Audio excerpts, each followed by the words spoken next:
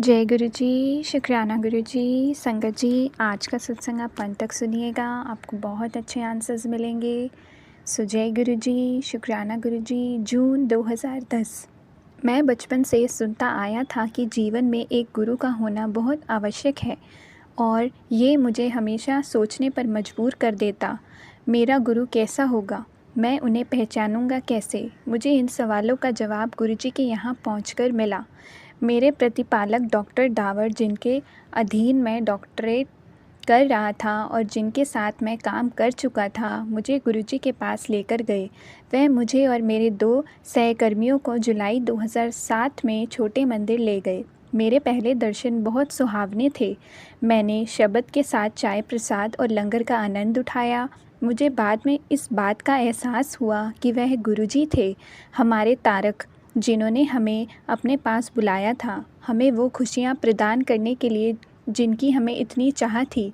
निधि एक software professional के साथ मेरी शादी को 4 साल हुए थे, पर हमें कोई संतान नहीं थी।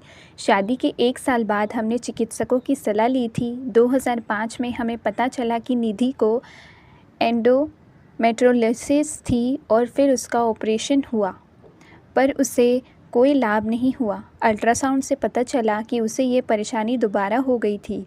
ये हमारी परीक्षा की शुरुआत थी। चिकित्सकों को शंका थी कि मेरी पत्नी को बहुत परेशानियां थी और मेरी पत्नी को असंख्य परीक्षण झेलने पड़े। उसे भारी मात्रा में दवाइयां दी गईं और उसे गॉल ब्लैडर में 5 mm की पथरी हो गई। हमने बहुत सारे वैकल्पिक उपचार भी किए, जैसे आयुर्वेद और होम्योपैथिक, पर कोई लाभ नहीं हुआ। अंत में ऑपरेशन के 2 साल बाद 2007 में चिकित्सकों ने हमें कहा कि इन विट्रो फर्टिलाइजेशन IVF ही एक विकल्प था। ये वो साल था जब हमें गुरुजी के दर्शन हुए थे। मैं और मेरी पत्नी नवंबर 2007 में पहली बार एम्पायर स्टेट साथ गए। IVF का दौर शुरू करने से ठीक पहले हमारी इस समस्या के बारे में किसी को भी पता नहीं था। मैंने एम्पायर स्टेट जाकर प्रार्थना की कि परिणाम सकारात्मक आए, पर दिसंबर में जब IVF का एक दौर ख़त्म हुआ तो परिणाम नकारात्मक आया। हम निराश हो गए। ये वो समय था जब हमारे जीवन में गुरुजी का सही मायने में प्रवेश हुआ। हमें इस उदासी के साए से निकालने के लिए वो नकारात्मकता, परिणाम आने के कुछ दिनों के अंदर ही मुझे पता चला कि मेरे थीसिस की सारी रेफरी रिपोर्ट मिल गई थी। IIT दिल्ली में मेरे सुपरवाइज़र मेरे परीक्षक के पास गए थे और मेरे थीसिस का प्रत्युत्तर, जो 2 जनवरी 2008 को होना था, उसके लिए उपस्थित होने के लिए मान गए थे, जबकि उन्हें 1 हफ्ते से भी कम का समय दिया गया था। इसके बाद से हम गुरुजी के दर्शन के लिए हर रविवार छोटे मंदिर जाने लगे। गुरुजी के आशीर्वाद का पहला संकेत और हमने अपने जीवन में सकारात्मक बदलाव मार्च 2008 में देखे। अपने बॉस के देश काम का खराब वातावरण और प्रलोभन के अभाव के कारण से मेरी पत्नी अपनी नौकरी में खुश नहीं थी। हमारे निजी जीवन में समस्याओं के कारण से मेरे बार बार दबाव डालने पर भी और अपने काम में बहुत निपुण होने पर भी वह दूसरी नौकरी के लिए कोशिश नहीं कर रही थी। अंत में फरवरी 2008 के अंत में उसने एक नौकरी के लिए कोशिश की और 10 दिन के अत्यंत दुखदायी इंतज़ार के बाद उसे वह नौकरी मिल गई। 15 अप्रैल 2008 को उसने एक वित्त संबंधी कंपनी के लिए काम करना शुरू किया। वो बहुत अनिश्चित थी। हालात कुछ ऐसे और इतनी तेज़ गति से हुए कि उसने ये निर्णय ले ही लिया।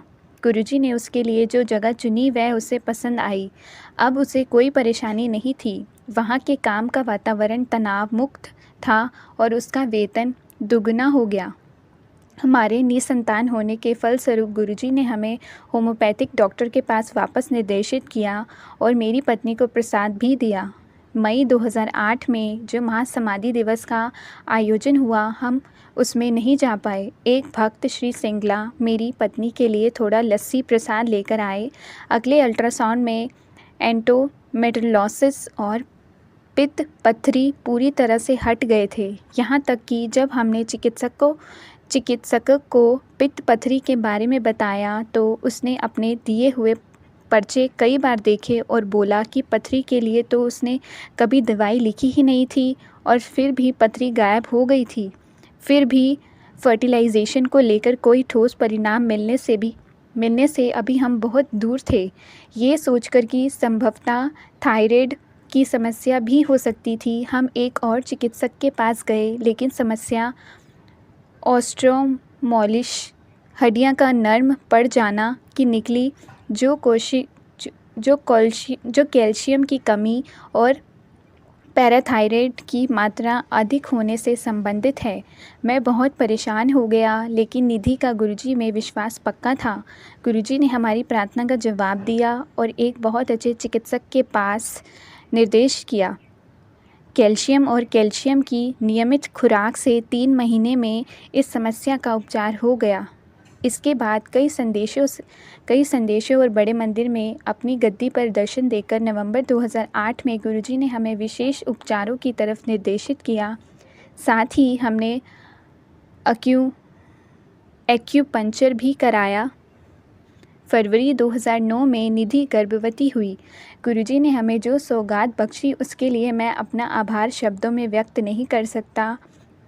हमारे लिए जो भी अच्छा होता है गुरुजी हमेशा हमें वो देते रहे हैं। गुरुजी ने कई बार और कई जगहों पर अपने उपस्थिति होने का आभास कराया है। सपनों में दर्शन के द्वारा उनकी सुगंध जो कभी भी हमें आ जाती है, और ऐसे कई और भी उदाहरण हैं, जैसे कि गुरुजी की कृपा से मेरा साला अपनी नौकरी बदल पाया। 15 सालों की कोशिशों के बाद गुरुजी ने हर कदम पर उसका मार्गदर्शन किया। गुरुजी ने हमेशा हमारी रक्षा की है। मेरी यही प्रार्थना है कि वह हमेशा हमें अपनी शरण में रखें, अपने चरण कमलों के पास, और हम पर और सारी संगत पर अपना आशीर्वाद बरसाते रहें। सो जय गुरुजी, शुक्राना गुरुजी।